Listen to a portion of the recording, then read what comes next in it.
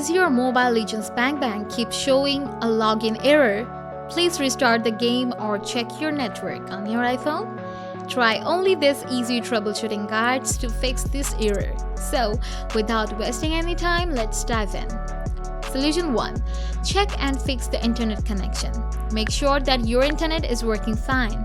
Open up a browser and go to any website you wish. If it's not loading, then turn on the airplane mode for 10 seconds. Then turn it back on. Or you can switch your network Wi-Fi to mobile data or mobile data to Wi-Fi. Solution 2. Offload the app. Open Settings, scroll down, tap General, tap iPhone Storage, search Mobile Legends Bang, tap on it, tap Offload app again, and lastly, tap Reinstall app. Then restore the phone and check your issue. Solution 3. Check iPhone storage.